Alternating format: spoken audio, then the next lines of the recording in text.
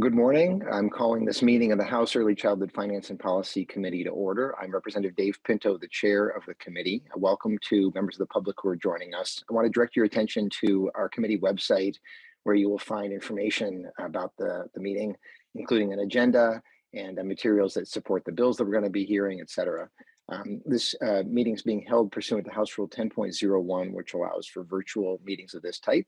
And I think that that's all I have for the lead in. And so I'm going to ask the clerk, Mr. Dozland, to please take the roll. Morning, everyone. Representative Pinto, Chair. Present. Representative Pryor, Vice Chair. Present. Lead Franzen. Present.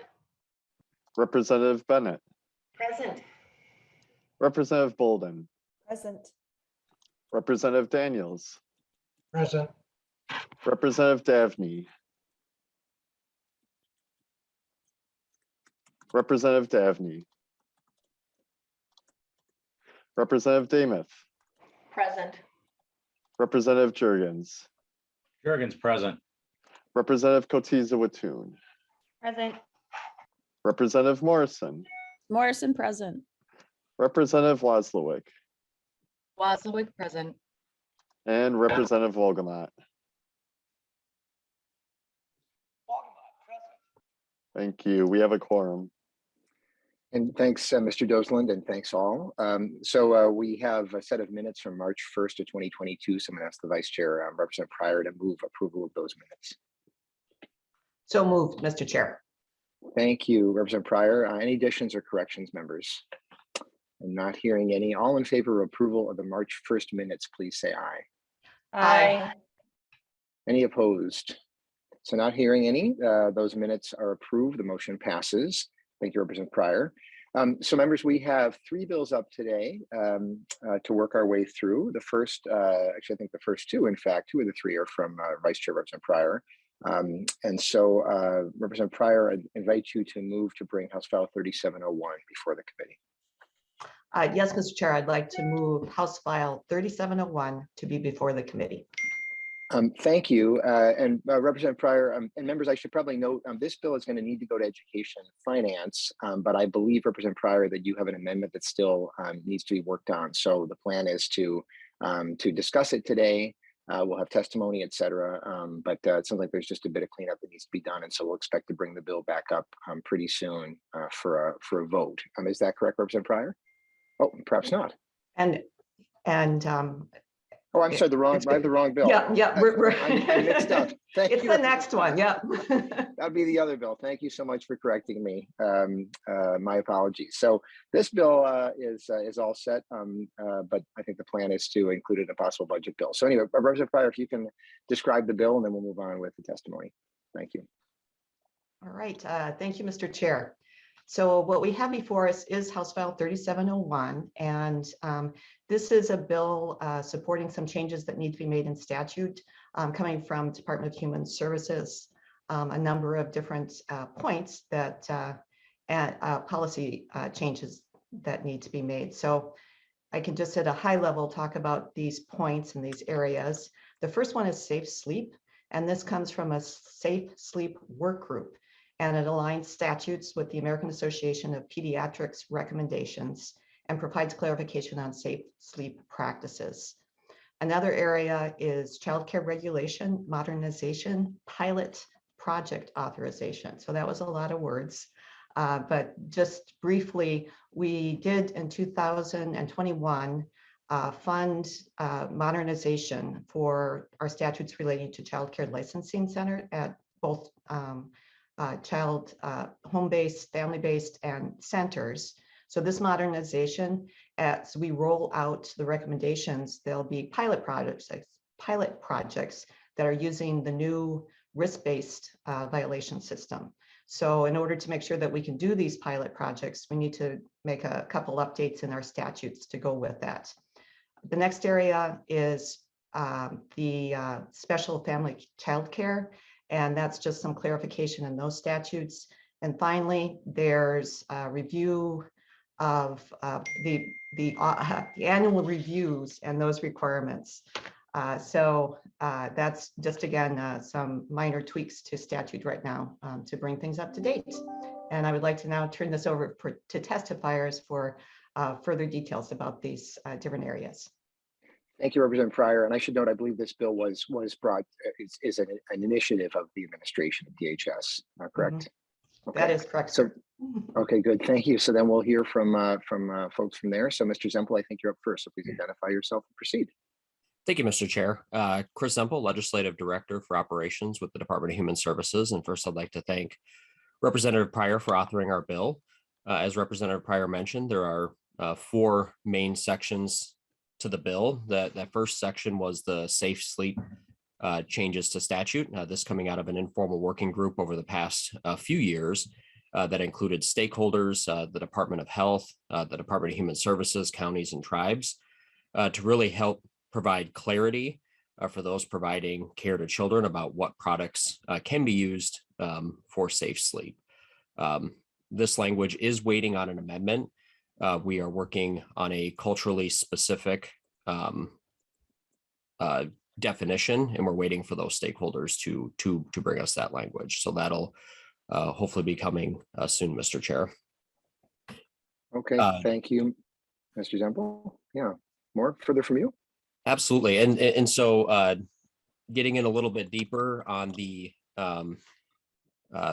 special family childcare. So the 2 changes to that statute last year, as Representative Pryor mentioned, that the legislature passed a new childcare provider type, the special family childcare. And this is just cleaning that up in 2 ways. One, allowing DHS and the counties to communicate directly with the direct providers of care. So under this new special family childcare license, an organization like a church might hold the license, but there might be 3 separate providers providing care under that license. Right now, DHS and the counties would need to communicate bulletins and changes to law or anything that we'd typically communicate directly to the provider to that license holder, and then hope that the license holder would pass that information on to the provider of care.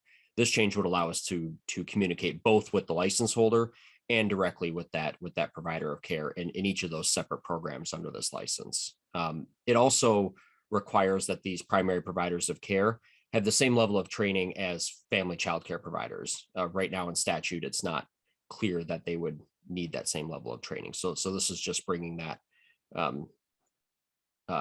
into parity with what's already in law. And going just a little bit further into the annual review. So currently in statute, the definition of annual or annually as written or as understood by the Office of Legislative Auditor is that we should be visiting these child care programs in the same month in each subsequent year for inspections, which is in conflict with the Child Care Development Block Grant, which is aligned with national best practices that we should be visiting at different times of the year. And so we want to change the annual or annually to once per calendar year to align both Minnesota state statute with the language of the Child Care Development Block Grant. And I think the final piece, and the one that I would like to spend just a little bit of time on here would be the Child Care Modernization Pilot Project.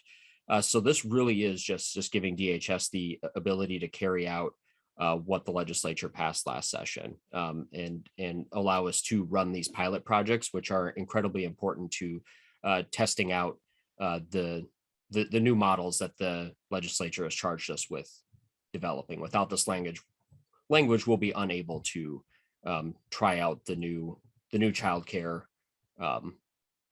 models because we'd have to hold those programs to current statute. So incredibly important that we get this passed this session, Mr. Chair. And with that, I will stand for questions.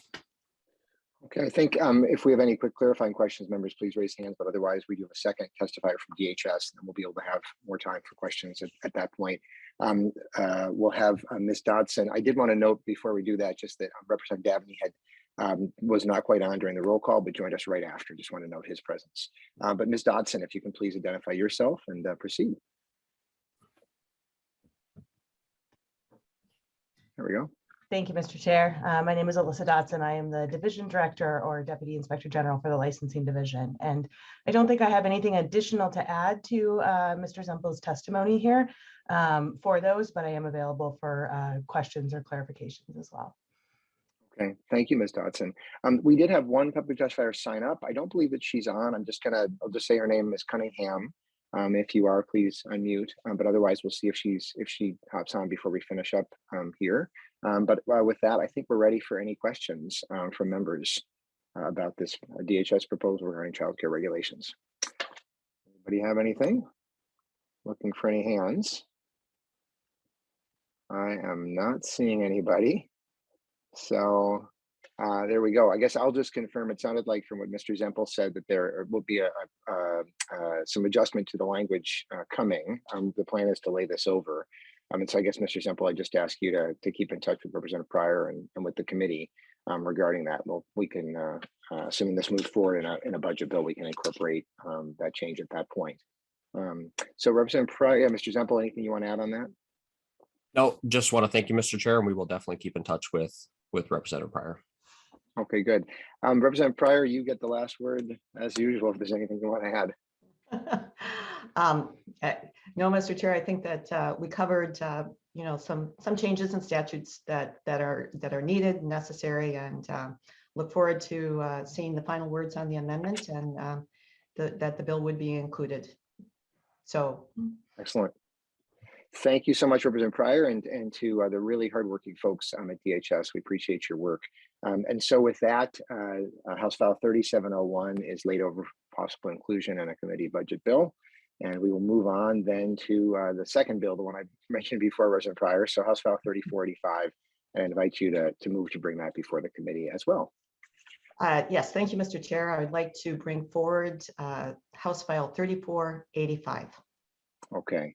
And then Representative Pryor, it was my understanding, again, that this is a bill that will need to go to Education Finance, but there's an amendment relating to our work that still needs to be finalized. And so the plan is to bring this back up, this bill back up for a vote at a future time. Is that correct? Yes, Mr. Chair, that is correct for 3485, okay. Also an amendment, but this amendment really is needed before the bill does proceed, just to clarify the intent and just tighten up a little bit what the way it exists right now, the language of it. Okay, we can kind of see how things go during the conversation. So please, if you can present your bill, and then we'll move to your testifier. All right, well, thank you. Thank you, Mr. Chair and committee. So House File 3485 expands revenue for school age programs by expanding the age range to students in pre-kindergarten through 8th. But what's important to understand about this revenue is this is giving the school district's ability to levy, which they have right now, and then the equalization part of it that the state does is more of the finance part. But the need for levy is for the children that have special needs. And so it's important to understand that this is about school districts meeting the needs of special education children, and that we recognize that even in these early age groups of 3- and 4-year-olds that are in preschool programs right now in school districts, there are children in these programs that do have these special needs. So during the day, those needs are being met in their preschool programs, but once a child is in a preschool program in a building with the staff there, many parents also need an extended day programming, which is the childcare part of it. So what this bill does is it's trying to meet those needs in the extended day part of the program. So during the day, there are school districts such as my Eden Prairie School District that has programming, preschool programming for 3- and 4-year-olds. They stay on for extended day. And what we're finding is, especially after what we've gone through and what children have gone through the pandemic, it's even more obvious that there's needs that are not being met right now in the extended day program. So that's what the intent of the bill is, to allow school districts, which already have this authority in the K through 6 group, to find funding and have a funding for meeting special needs and extended day. This extends it now to these younger children, the children that are already in these preschool programs of 3 and 4-year-olds. And it also recognizes that we have middle school children, the 7th and 8th graders that might also need this extended day program, and have those students with special needs also have the resources to be able to participate in those extended day programs and have have those the education that they need or the care that they need in those extended day programs also be recognized and funded. So this does relate to school funding and our formula for school funding and what the state does for levy when we make changes with levies. But really we want to recognize that we have children right now in programs in the state of Minnesota, 3 and 4-year-olds that have that are in extended day programs. And this includes some resources for children with special needs to be met in these extended days. So that's my explanation to introduce the bill. There's some more work that we're doing on it to get this clarified. But what I would like to do is turn it over to my testifier from my Eden Prairie School District. So thank you, Mr. Chair. Okay, thank you, Representative Pryor. So Ms. Hoffman-Braham, if you can identify yourself and then please proceed with your testimony. Get you unmuted here. There you go. Hello. Hello. Yes, thank you, Representative Pryor, for authoring this bill and your wonderful explanation. I don't know that I'm even needed, but I will provide some points. And Chair Pinto and representatives of the committee, thank you for the opportunity. It's greatly appreciated. So I am Dr. Sean Hoffman-Braham. I am the Senior Community Education Director for Eden Prairie Schools, and I do oversee our early childhood and preschool programs here. What's I think important to note is that the demand for childcare beyond the preschool instructional day is growing rapidly. And since 2018, Eden Prairie has experienced about a 400% growth in demand for childcare beyond preschool. And this is very similar to what my colleagues are experiencing in neighboring districts. So we know that working parents or parents going to school need that longer day. So what this bill is allowing is for the continuation of services, if you will, for children with special needs or special circumstances that might cause some situational challenges that are receiving services already in their instructional day of preschool to continue those services in the childcare portion. Right now, currently in Eden Prairie, we experience a great disconnect when students are in preschool, then they extend into the childcare portion of the day, and those services have to stop. And so that has caused great disruption, both for the student in that situation, dysregulation, some stress and anxiety. And then obviously that impacts the entire classroom, the group of students, staff, much higher stress levels there. We have attempted over the last few years to look at costs on our own to continue some of those services. And with a fee-based program, typically that's factored into the tuition increase, which then on the other end prices some families out of the program, which not only then do we have a discontinuation of childcare, but often it could result in children pulling out of their preschool instructional day, which then is counterproductive for us because the whole business we're in is to try to prepare kids for kindergarten. The funding then, obviously in the expansion of the language that would include 3 and 4-year-olds and up to grades 8, allows school districts that choice to leverage revenue to continue those services, provide that stability for children, and provide that continuity and stability for the classroom that they're in. Oftentimes we see that students on IEPs are, not all the time, but often typically behind developmentally, cognitively, different things like that than their peers. So now when we look at the older age groups and the 7th and 8th grade or middle school programs, obviously there's an assumption that when you mature to that age, you should be somewhat independent, somewhat self-sufficient in your ability to supervise and be accountable for your day-to-day duties. With some of these children, parents are not comfortable in that situation of allowing that independence for fear of highly vulnerable situations for their children or sheer safety concerns if they're left home alone. So the expansion of the ages to age 3 and 4 and the expansion of the language to include through grade 8 would accomplish the district's ability to offer programming or continue services for those families who have children in these hardship cases on IEPs or different diagnoses that need that extra structure and supervision. Ms. Hoffman-Bram, thank you for your testimony and for your work for kids. We really appreciate it. I believe that you are the only testifier. I know we have a couple of folks available for questions, so let's see if there are any. Representative Wasilewicz. Thank you, Mr. Chair.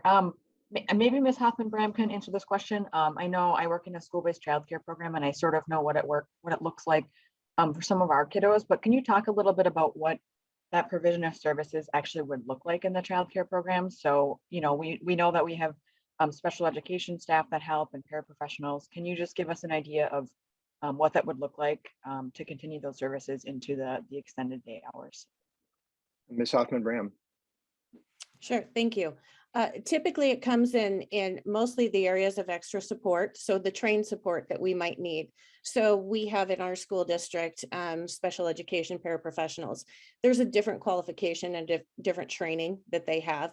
And they're closely aligned with the IEP and some of the services and strategies that students would need during their instructional day, that we could then continue those kinds of professionals into the extended day program, along with the benefit of extra resources if we pull in outside therapies, mental health, different things like that to support these situations. Those could be included in that arena as well. Thank you. Representative Wasilewicz, follow up. Thank you, Mr. Chair. And I just want to say thank you to Representative Pryor for bringing this bill forward.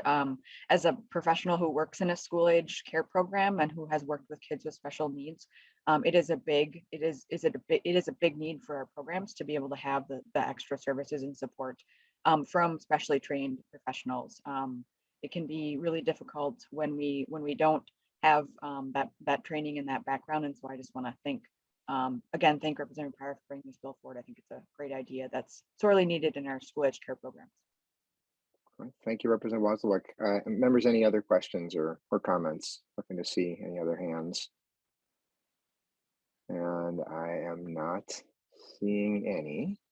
So again, we will have this bill come back up for a vote. But members, if you do have anything now, we do have the expertise of Ms. Hoffman-Bram, so I want to be able to take advantage of that. Please ask anything you have. But otherwise, Ms. Hoffman-Bram, we really appreciate it. And Representative Pryor will give you the final word as usual. Thank you, Mr. Chair. And thank you for bringing this bill into our committee because probably our main concern is with this younger group. And as we know on this committee, as we know in the K through 12 committee, early intervention is the most effective intervention.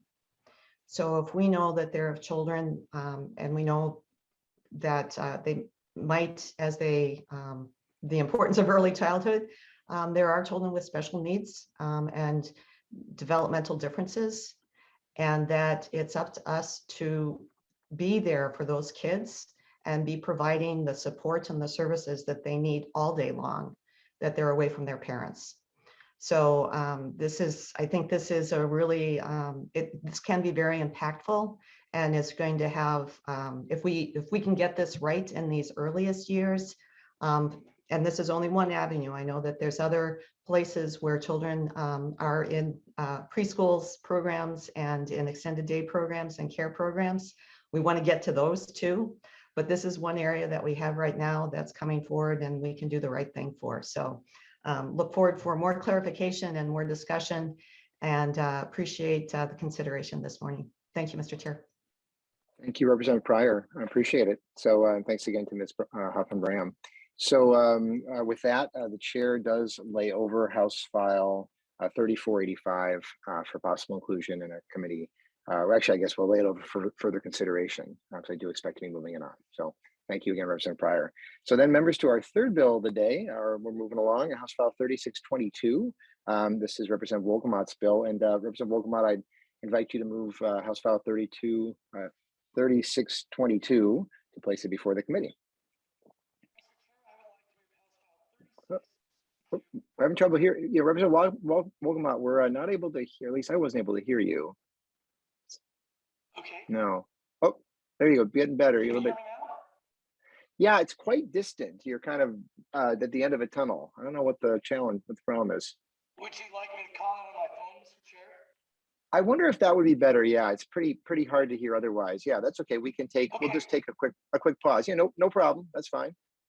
So members, we're just gonna have a little bit of a Jeopardy theme song break. Just imagine that that's playing while we wait for Representative Wolgamott to call in.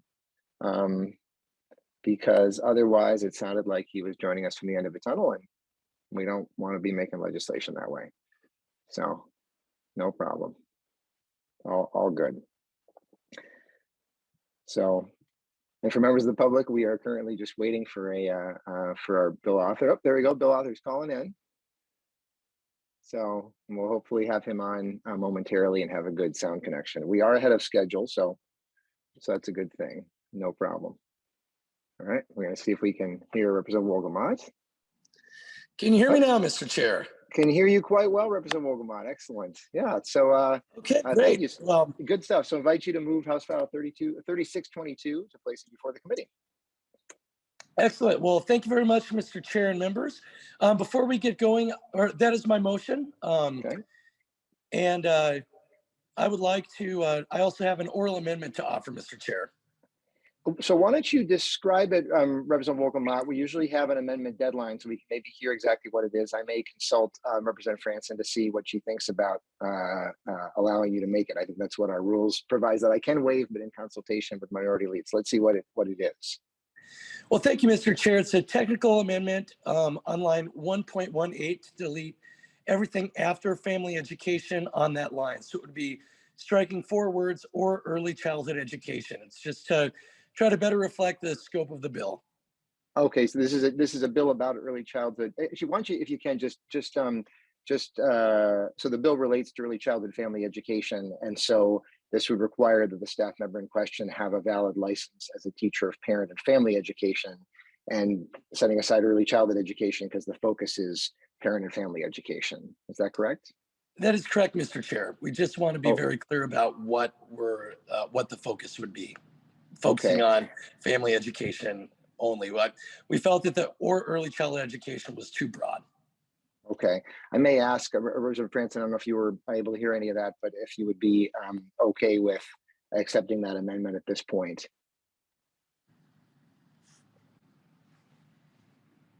We have you, I think you're still muted, so you may be tied up at this moment. Okay, well, in that case, I think what I'm inclined to, I guess if there's another member, Representative Dameth, we'll call on you. Thank you, Mr. Chair. Could you have the bill author repeat exactly what that was for us on the oral amendment, just to make sure, as we're pulling it up, just to make sure we're looking at the language. Thank you. Representative Wolgamott. Oh, yeah. Thank you, Mr. Chair, and thank you, Representative Dameth. On line 1.18, delete everything after family education on that line. So it would be striking 4 words or early childhood education.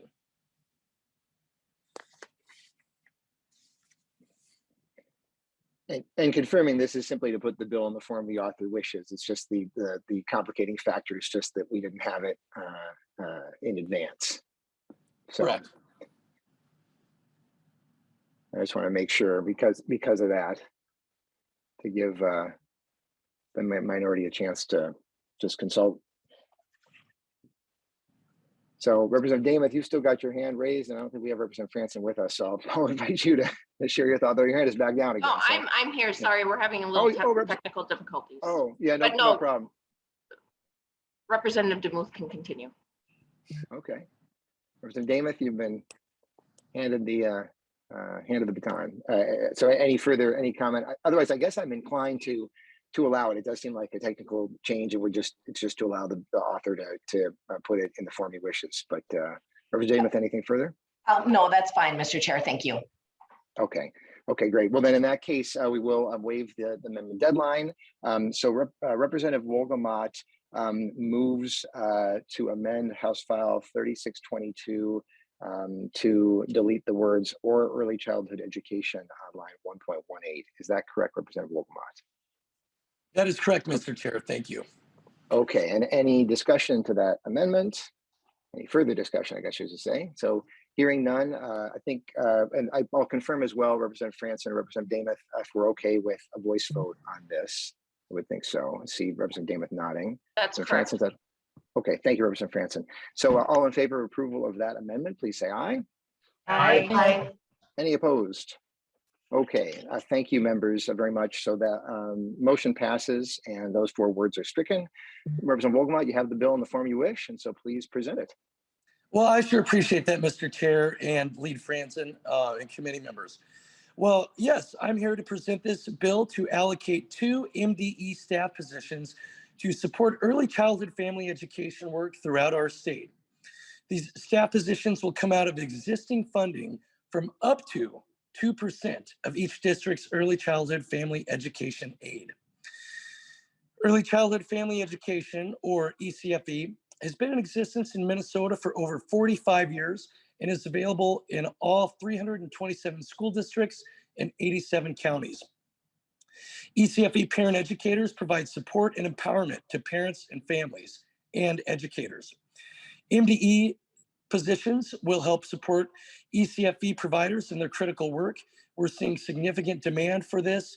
I've heard from my colleagues in both parties for the need to get parents more involved in our children's education, give parents more tools and more empowerment to determine how they best educate their kids.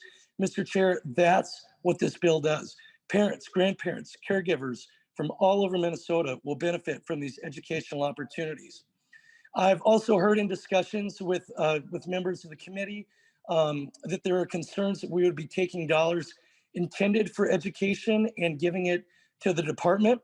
But the reality of this legislation, Mr. Chair and members, is that this reallocation actually puts more teachers in the classroom, particularly in underserved areas where the program hasn't been running because of just lack of resources from MDE. So that's why this bill is a real winner for parents. It's a real winner for educators. And most important, Mr. Chair and members, it's a real winner for our children, making sure that they're getting the support that they need. So that's the bill. That's what we're accomplishing here. And with that, Mr. Chair, I have Sarah McKeever, who was a parent educator for my community in the St. Cloud and Sauk Rapids School District, to provide further testimony to this bill. Thank you, Representative Wolgamott. Ms. McKeever, welcome to the committee. And if you can please identify yourself and then proceed. Good morning, Chair Pinto and members of the House Early Childhood Finance Committee. Thank you for the opportunity to talk with you today about House File 3622. And thank you, Representative Wolgamott, for introducing it. As he introduced me, I'm Sarah McKeever. I'm a licensed parent educator working in early childhood family education in the St. Cloud area and Sauk Rapids Rice school districts. I have the honor of working with parents in ECFE for the past 14 years. I'm here representing members of MNAFE, Minnesota Association for Family and Early Educators, a professional organization that was birthed out of a decision in 2003 to cut our leadership at the Department of Education to a small percentage of one person's time. So our work in ECFE is complex and multifaceted, and it actually calls for robust and experienced state level leadership. ECFE is much more than just parent-child classes. We also conduct early childhood screening assessments, we do home visits, and we collaborate with community partners. When we work with childcare providers, women's shelters, area learning centers, English language programs, recovery centers, jails, and prisons, we build better communities. I personally work with CentraCare Pediatrics to get parents connected to resources in early childhood education. And the decrease in leadership has really taken a toll on our workforce in central Minnesota over the past almost 20 years. And COVID has not done us any favors either, especially in our rural communities. Pediatricians in central Minnesota can no longer confidently refer struggling parents to their local school districts for ECFE. This legislation will put experienced leadership in the Department of Education to come alongside higher education and local school districts and to develop, develop the ECFE workforce, ensuring that we have family education consistently available in all 87 counties. The early years aren't just critical for children, they're also critical for parents as they develop their parenting styles and build a community of support that will take them through their child's growing up years. Because ECFE is a universal access sliding fee program where no family is turned away, we have families of all abilities, identities, faiths, and backgrounds, learning and growing in community together. We have the ability to create groups that support specific populations like family literacy or groups for parents with children with special needs. Early childhood family education is a foundational piece of an equitable education system and inclusive communities. As we emerge from the pandemic, we've come to a new realization that all aspects of our well-being, both physical and psychological, depend on the solidness of our connections with others. ECFE is in the business of intentional relationship building. This is a rare piece of legislation that ultimately supports relationships. This legislation provides the leadership and support needed for districts that are striving to meet the needs of families in their communities. Leaders at the state level will help assess programs, retain staff, and train the up-and-coming district leaders that will take ECFE into the next 20 years. So thank you for your support of House File 3622. I am happy to take any questions. Thank you, Ms. McKeever. And members, please raise hands with any questions. Representative Wolgamott, no further testifiers, I don't believe. Okay. Correct. Nope, Correct, no. Mr. Okay. Chair. Thank you, Representative Wolgamott. So ready for questions. Representative Daniels, we'll start with you. Thank you, Mr. Chair. I have a question for the author. I'm a little perplexed here about the 2% and how much money that will provide. And then also how many FTEs MDE is looking at adding. So if you could just answer those two little questions for me and clarify that, that would be wonderful. Thank you. Representative Sure, Wolgamott. thank you, Mr. Chair. And thank you for the question, Representative Daniels. I'm glad to clear up your perplexities. As far as the numbers of what up to, and I want to be clear, it's up to 2%. We might need less than that, but I guess I would defer to House research for how much it would be for 2% of that ECFE, of that early childhood family education aid. So let's get some help on that if we can, if there's somebody who can help. And I'm sorry, had you say, Ms. Beckel, yeah, please, or Mr. Strom, not sure who the right person is to answer this. Mr. Strom. Mr. Chair, members, the ECFE revenue program is composed of aid and levy, and the estimates for 2023 show that 2% of the aid entitlement would be about $700,000. Okay, so there's that amount. Is that, I guess I'll Representative Daniels will have you continue, and unless it looks like you have Representative Daniels. Mr. Chair. Or Mr. Yeah, Representative. I keep forgetting that you're in two spots, Representative Wolgamott. So yes, Representative Wolgamott, please. You can finish answering the question. To the second part of Representative Daniels' question, Mr. Chair, this would be to fund 2 MDE staff positions to support early childhood family education work throughout the state. So it's 2 positions. Thank you, Mr. Chair. Okay, and Representative Daniels, back to you. Thank you, Chair. Well, it seems a little spendy from $700,000 per year for 2 FTEs to MDE when currently we're paying about $125,000 per year for an Robinson. So I would just want to make sure that was what I was reading was correct. So if you have an answer for that, I appreciate it. Good, Representative Wolgamott. Thank you, Mr. Chair, and thank you, Representative Daniels. I want to really emphasize that the legislation is each year it's up to 2.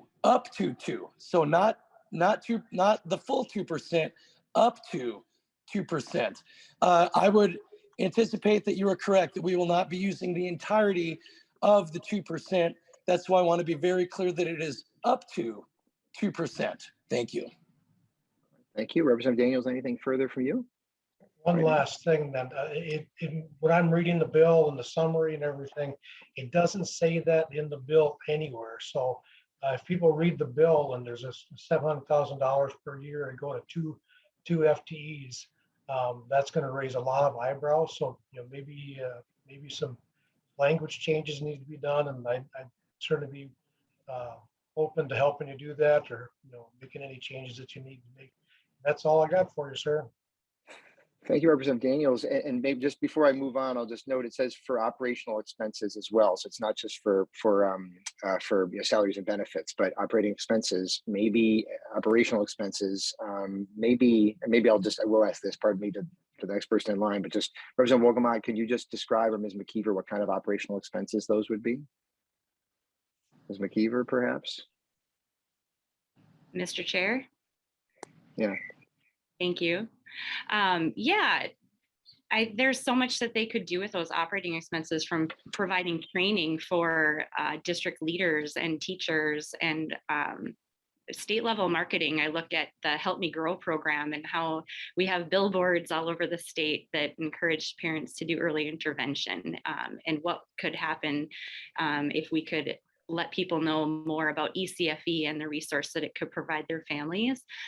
We have that short window of opportunity of 5 years for parents to find out and take advantage of that opportunity in ECFE. So marketing would be a huge piece of that budget in the perspective of myself and my colleagues. Okay, thanks. And more on that. Representative Wolgamott, yeah. Well, thank you, Mr. Chair. And I just want to address Representative Daniels' issued a concern that there was no language clarifying that we might not need to use the full 2%. On line 1.14, the third and fourth words on that line, where it says each year up to 2%. So there is clarifying language in there that it is up to 2%. Thank you, Mr. Chair. Thank you, Representative Daniels. Thank you, Representative Wolgamott. So Representative Jurgens, you're up next. Thank you, Mr. Chair. I'm not sure if I really have questions or just comments. I guess I do have a question for you. Will you remind us, are we going to be voting on this, or will this be laid over? The plan is, I'm hoping that we'll have a vote on it. I think that's the expectation. So that would be the hope. And if there's, that's my current thought. Yeah. Representative Wolgamott. Oh, I would add. I'm sorry, you cut out a vote. That's the expectation, but Representative Wolgamott, it is his bill, so I'll certainly defer to him in terms of his hope for where it goes. Thank you, Mr. Chair. I would like to, that is what I would like to do as well. This bill just received a unanimous vote out of committee in the Senate yesterday. So, I never like to be outdone by our colleagues over in the Senate, and they were confident in this legislation to give it a unanimous vote out of committee. And so I would like to follow the Senate's lead. Okay, good, Representative Wolgamott. So we'll get to that. Representative Jurgens, your hand is down. No, it's still up. So Representative Jurgens, you still have the floor, unless there's. But I'm not hearing you. Mr. Chair, his video is froze up. Okay, and maybe audio too. Oh, okay. Oh no, his hand is back down. So we'll go to Representative Katiza Wattoon next, because you had your hand up earlier. Thank you, Mr. Chair. I just wanted to speak in support of this bill. I am a co-author. I'm also a current ECFE parent and have been utilizing the program here in Eden Prairie for years, since my 3 older kids came home, and we jumped right into this life of parenting toddlers that I had no idea what I was doing. And I just wanted to give support to the entire community. So thank you to Ms. McKeever and all of your fellow parent educators across the state. It has been such a joy to meet other parents and feel reassured that I'm not the only one who has all these questions, and really, building that community here within the community of parents, and learning what we don't know is so impactful. And in the previous biennium, I served on the Education Finance Committee, and we had a couple of bills about community education and how ECFE fits into that and how different districts use it. So I think that being able to support these potential placements in MDE can really do a lot of good as far as helping to expand the offerings that are across the state. In Eden Prairie, we're really lucky. It's an extremely robust program. They offer ECFE classes for twins. They offer ECFE classes and Little Eagles classes for all age ranges, but I know that in some districts there isn't that option. So I think that having these staff members at MDE to hopefully expand the offerings across the state, and perhaps even some additional virtual offerings now that we've experienced all of that through the COVID-19 pandemic over the past couple of years, I think it'll just do so much good for so many families and parents across the state to increase their knowledge and commitment to raising the littlest Minnesotans. Thank you, Representative Wolgamott, for bringing it forward. Thank you, Representative Katiza-Watun. So I often would, so Lee Franson had her hand up first. I often would end with her. We've got a couple of other members as well. What I'll maybe do is keep going with the other members, but Representative Franson, if you are next in line, so if you want to hop in at any point, you let me know, but otherwise I'll go, oh, I see you're unmuted, so maybe we will have you both if you want to, whatever your preferred order is. Yeah, so just because I have a bill hearing up in commerce, or not commerce, I wish it was commerce. No, on bonding. So my hair is like so terrible right now. Okay, anyway, so Representative Wolgamott, how are you today? It's nice to talk to you over Zoom. Although I prefer chatting with you, you're always fun to chat with in person. So back to the 2%. So I heard, and I know that it's in the bill, and I know that you have said that it's up to 2%. But I just want to, say to the committee and testifiers and to the public that very rarely will government ever say, we really don't need the full amount. No, government will usually take the entire amount and then try to get more from it. Do you see any potential backlash from school districts when they find out that we are giving them up to most likely 2% cut to their budget, when school districts are saying fully fund us, and then we turn around and pass a bill that says we're going to cut you up to 2% to give government to employees. And then my next question to that, Representative Wolgamott, is, as we've heard in this committee, and we've heard for a number of years, that early childhood itself is one of those fields where there's a lot of expertise in education, but the wages don't necessarily follow that expertise. So these two new potential government employees for the early childhood program at the state of Minnesota, do you have a good idea of what their salary would be? Will it be comparable to those that have the boots on the ground that are dealing with the children every day? Or are we going to be paying them a six-figure salary to run this program? Representative Wolgamott. Well, thank you, Mr. Chair, and thank you, Lead Franson. It's nice to see you too, even if it's virtually. And for what it's worth, I think your hair is looking very nice this morning. Oh, thank you. Yep, you got this. The bonding hearing is going to go great. Thank you for the question. So first, and I would, I'll quickly hand it over to my testifier, but as far as potential backlash, no, our people on the ground are asking for this. They want the support. They want the empowerment. They want the programming that is going to be able to come by having these two FTE positions in. This is going to be able to take the work that's happening on the ground in our schools and our communities and magnify it and empower it and actually give them the support and resources that they need to do their jobs. So, but I'm sure that that Ms. McKeever can speak even more to this, with your permission, Mr. Chair. Yeah, let's do that, for instance, that's okay. So Ms. McKeever, why don't you comment on that question if you can? Thank you, Mr. Chair. And Representative, I appreciate the question. Honestly, we would love to take more funding. In my district in St. Cloud, we have a really robust workforce, and we feel like we could probably put the money to good use, but we could use the support at the state level. And we know that there are so many districts that can't use the funding that's already allotted to them because they don't have a workforce. So I'm hoping that those people at the Department of Education will be paid a competitive salary compared to their experience and compared to experienced directors around the state, so that they have what they need, the skills and the experience to support those directors in the districts, to really build that workforce and to raise up new leaders, because honestly, it is really hard to find leaders right now in early childhood, as we're finding in all aspects of our profession.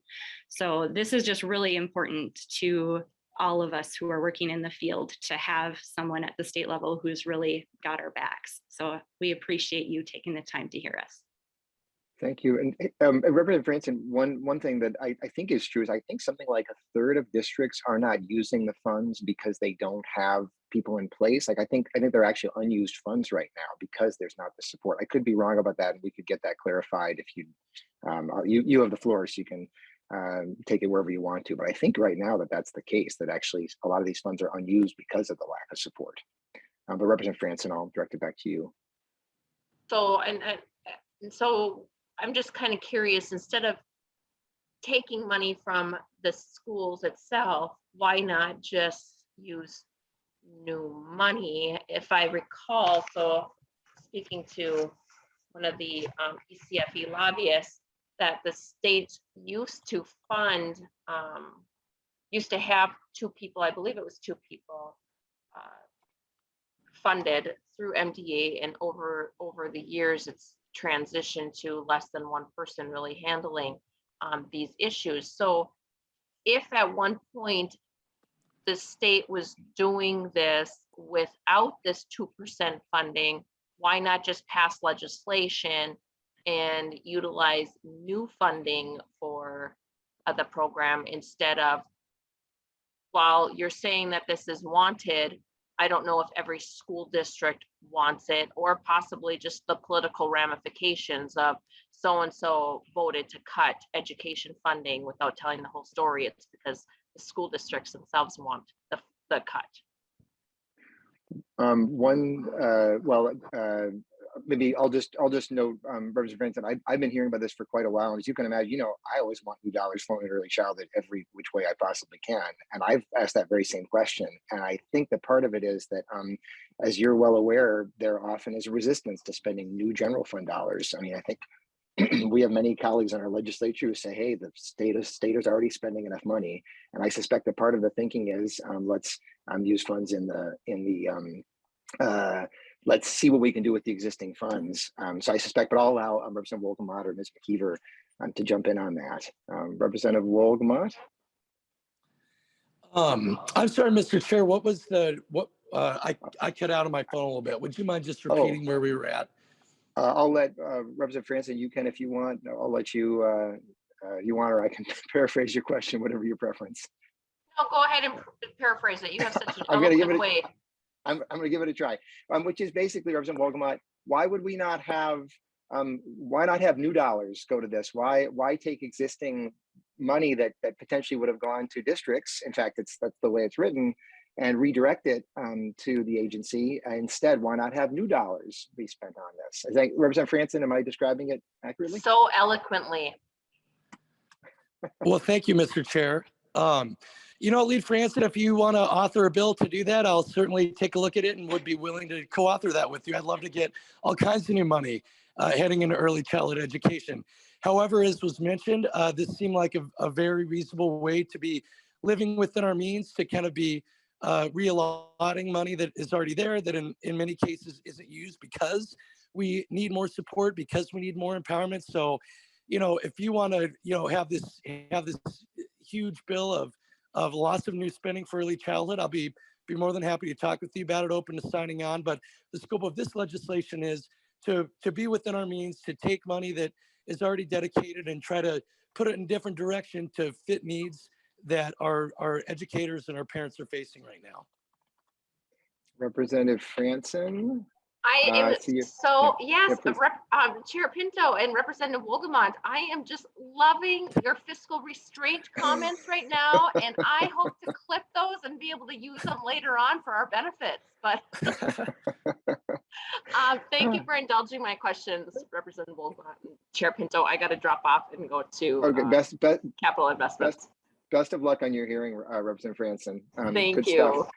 Thank you. I'm going to call on these other members. I'll just note for them that if you don't get to this question, I want to get to it at the end, which is this idea that I think that that right now districts are not using the money that they're receiving because they don't have the support. And so, but I rather than derail from you all, we'll go. So we've got Representative Bennett, I think, was up next. So we'll go with you. Thank you, Mr. Chair. And actually, Representative Franson asked my question. So if I could just make a quick comment, because I want us to fund early childhood education. It's very important, but I want those funds to get down to the kids and the teachers. And I really take issue with skimming 2% off of school district funding in order to grow government.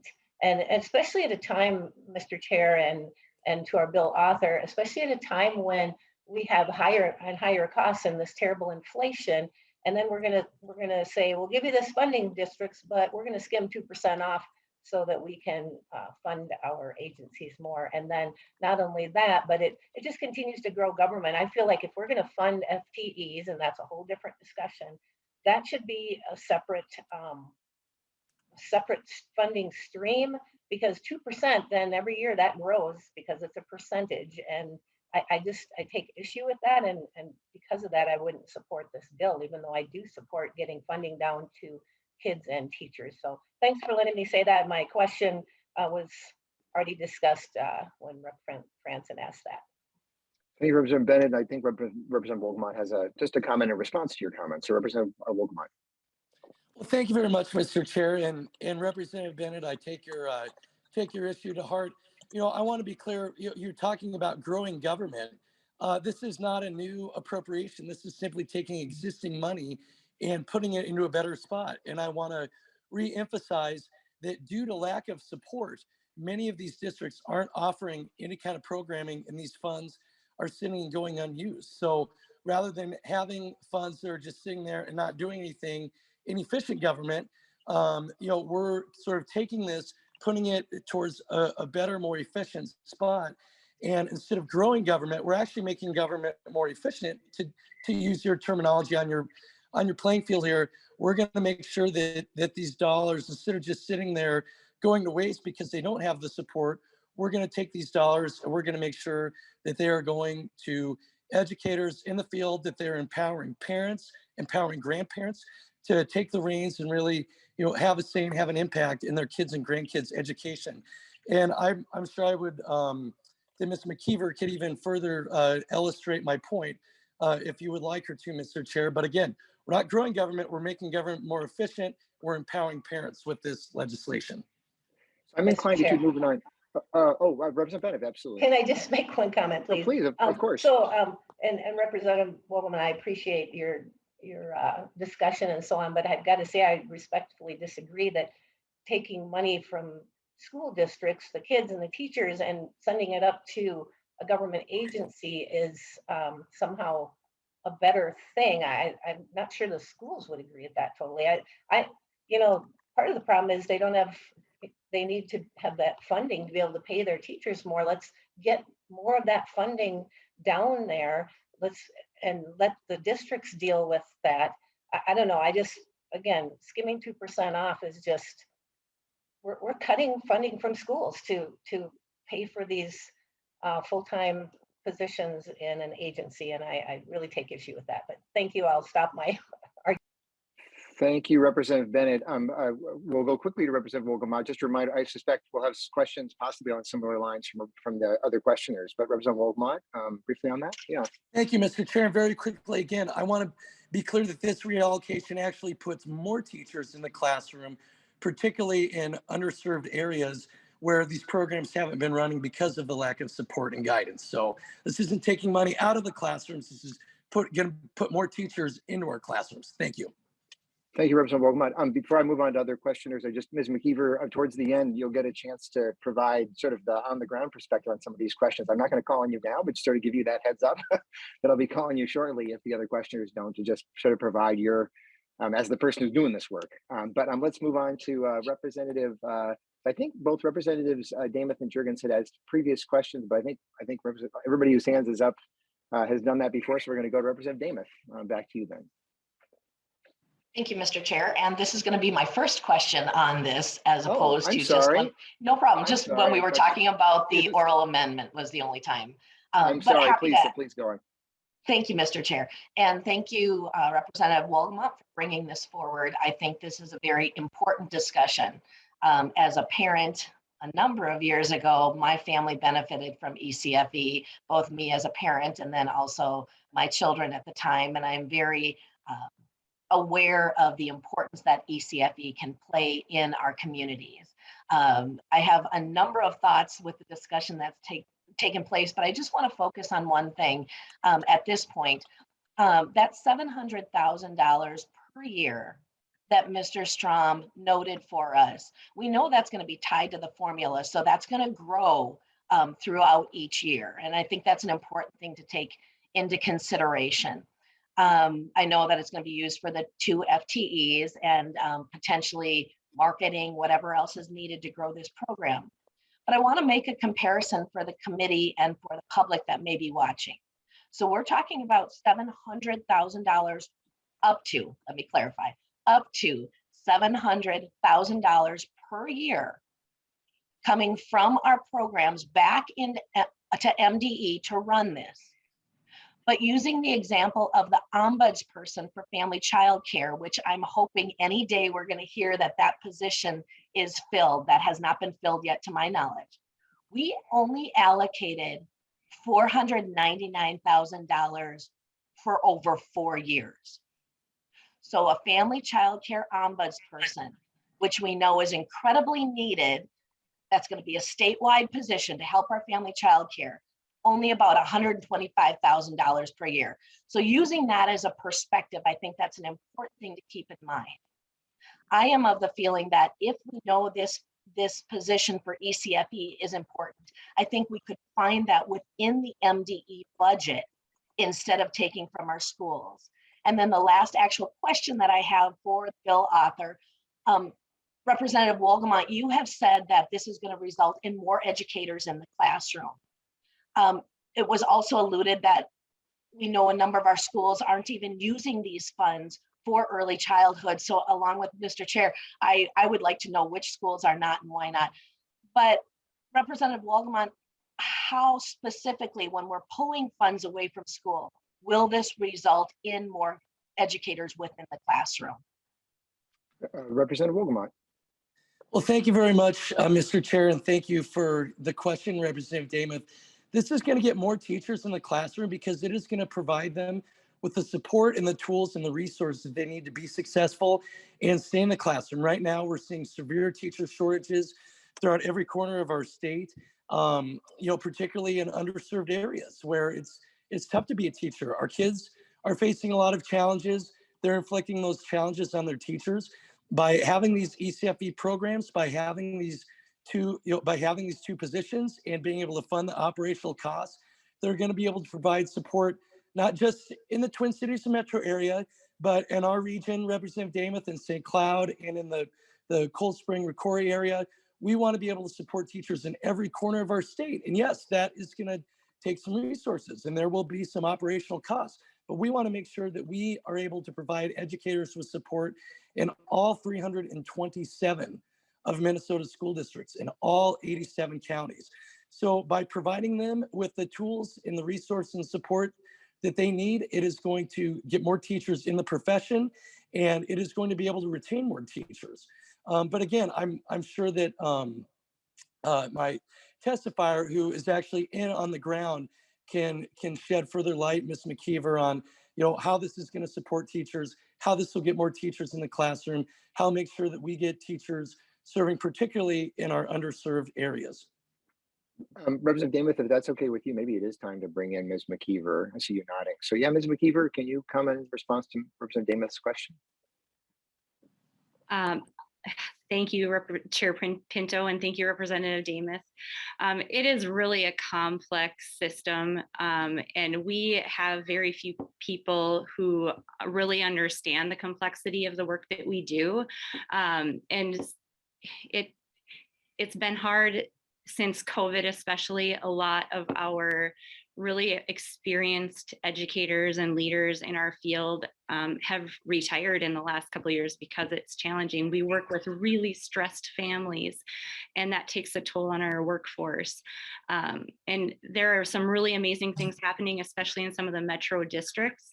And that support at the state level would be able to take those models of what is successful and teach those other districts that are struggling how to do a better job retaining their teachers and helping them come up with innovative solutions, because this is just a really challenging time in all fields, and it takes really strong leaders to build really effective systems. And we're just crying out for help in early childhood. So I, again, really thank you for taking the time and asking all these great questions. Thank you, Representative.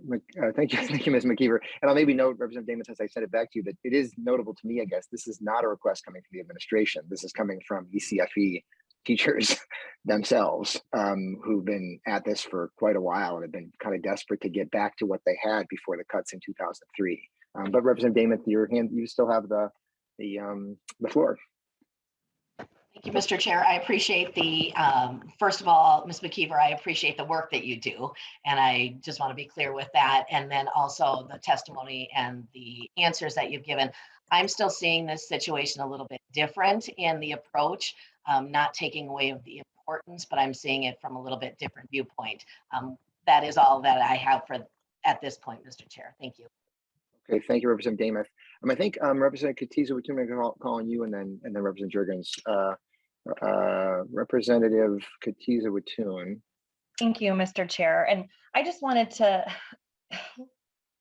wrap my head around the conversation that is happening right now, because I hear so frequently from our friends on the other side of the aisle how we need to support families, and we need families to stay together, and families need two parents, and parents need to be active in their child's life. But when it comes to a program like this that actively teaches parents how to be better parents, we're all of a sudden hesitating. When teachers are coming to the legislature and telling us this is what we need, we're saying we know better. And then our colleagues on the other side of the aisle are probably going to be hesitant to vote for a funding package that could do just that. We're talking out both sides of our mouth, members, and it's not okay. There are also proposals to take money away from our public schools, put them into a voucher program. That's not what teachers are asking for.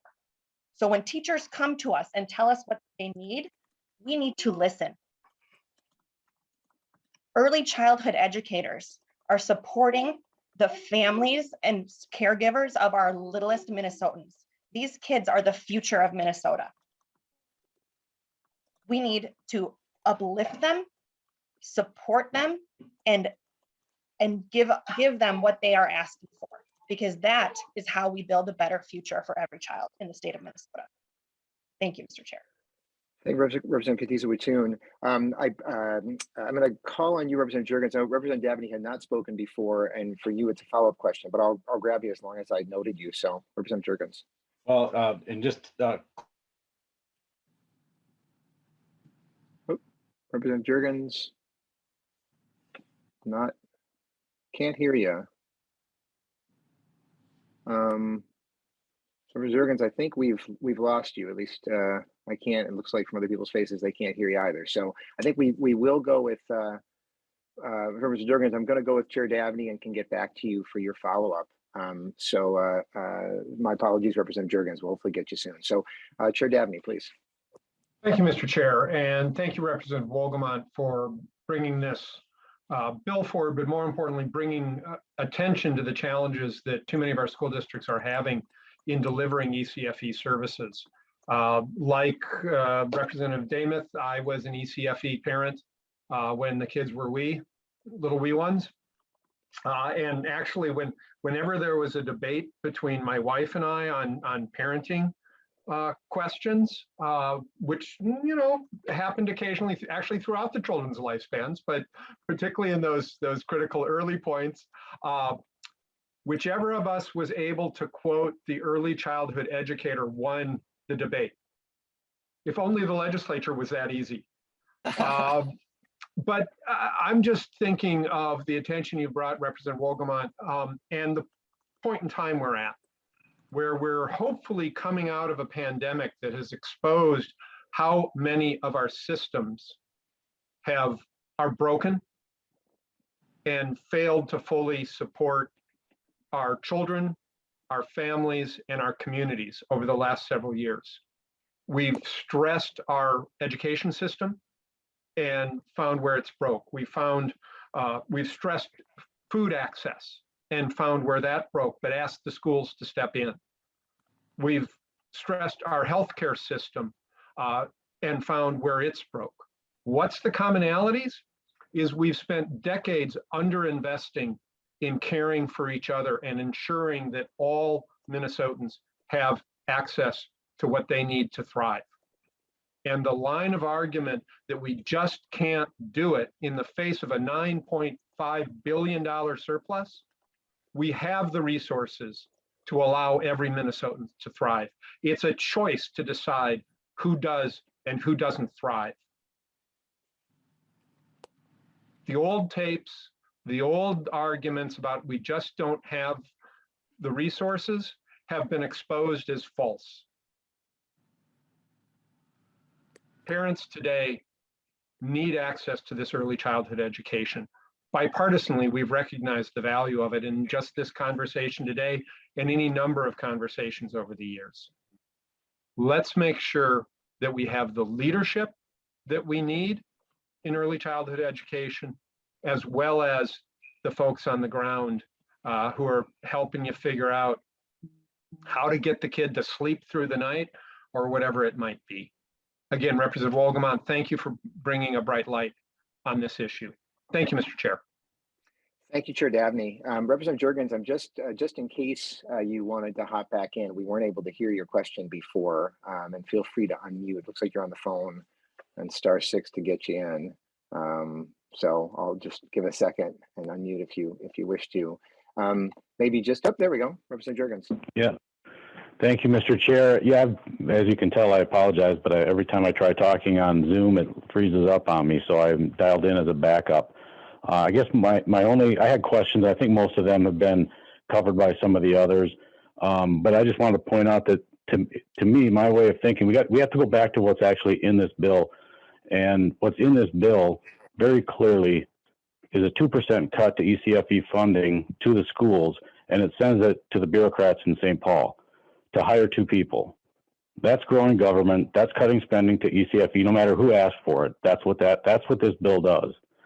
And my only comment is this isn't something I can support. I honestly don't want to be known as to be on record as cutting spending for ECFE. And if others are okay with that, then they're welcome to vote their district. But this is not something that I can support today. And thank you for coming back to me. And I apologize for the technological issues I was having. And one other comment, it was good to see you, Mr. Strom. It's been a while.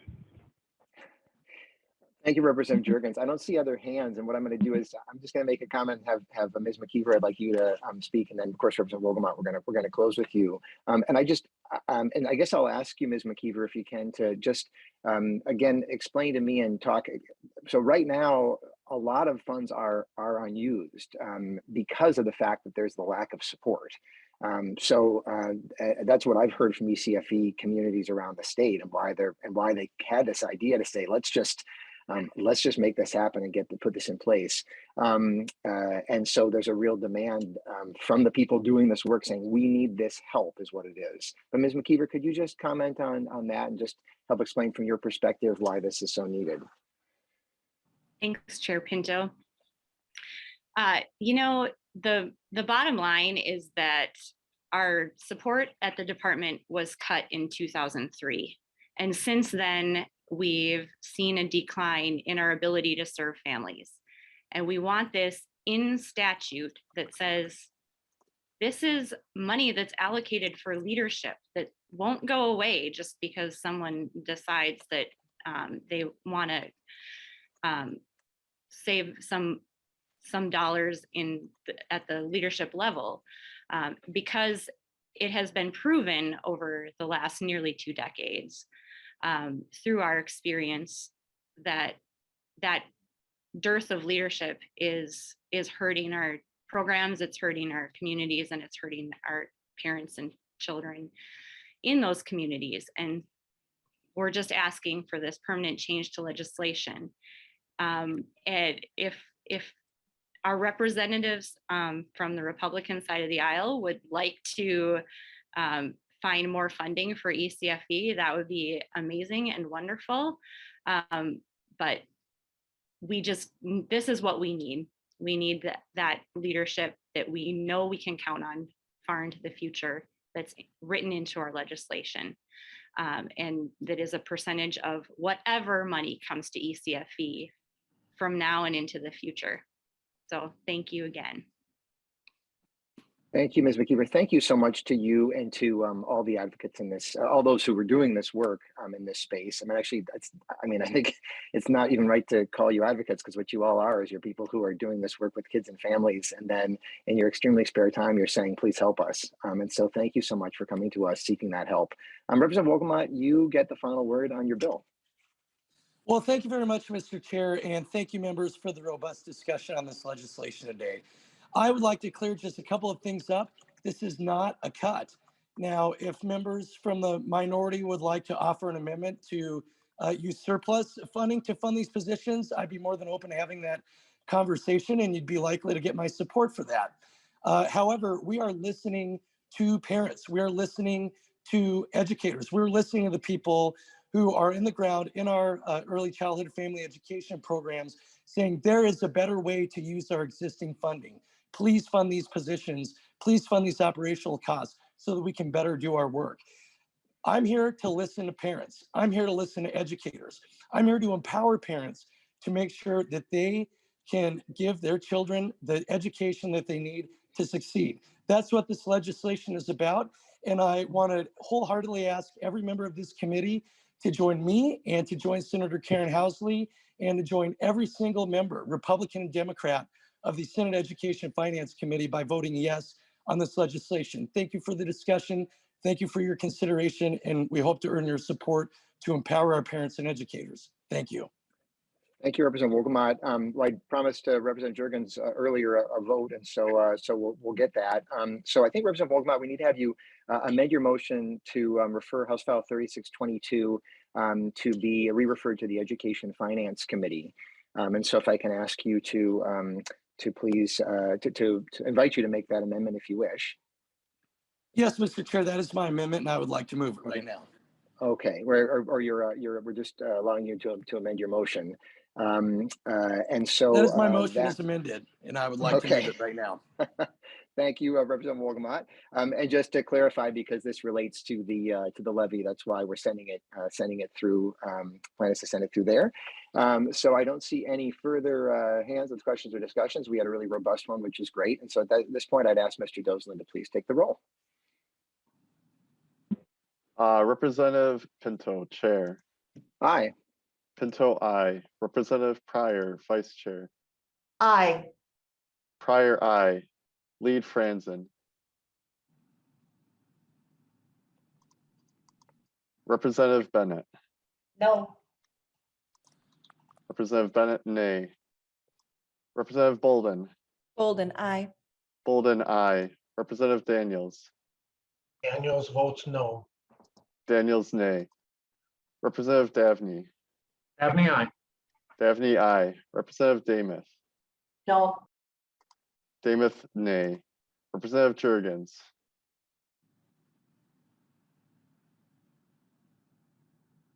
Jurgens votes no.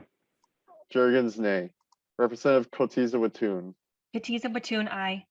Cotiza Wattoon, aye. Representative Morrison. Morrison, aye. Morrison, aye. Representative Wozlowick.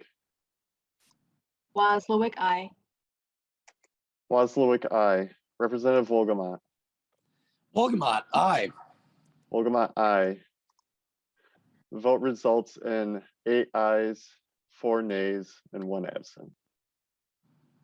Thank you. So the motion passes. Your bill is on its way to Education and Finance. Representative Wolgamott, thank you so much for bringing it forward. Again, Ms. McKeever, thanks to you and to the many ACFE teachers and educators and the parent educators for all the work that you do. We are really, really grateful for that. And I have to say that what I heard in this discussion was, at the very least, lots of support for ECFE and for spending money on ECFE. I'm looking forward to lots of support for that going forward. And in fact, this is making me think that our budget bill may maybe it makes sense for us to be doing some boosts as well. I say, Representative Wolgamott cheering that on, and we absolutely do.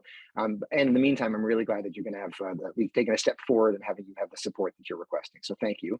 So members, we have got just a quick heads up about next week. So we'll have a couple bills on Tuesday. One bill's been announced. Look for 1 or 2 more later this afternoon. Should give you plenty of notice.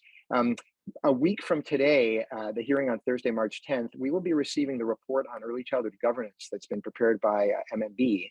And I just would invite you, it's pretty long and pretty dense. We're going to receive a presentation, but if you are like me, a little bit of early childhood governance nerd, maybe 1 or 2 of you are, I really encourage you to take a look at it even in advance. We'll make sure to have that posted. I believe you all received copies in email, but so members of the public as well to take a look in advance.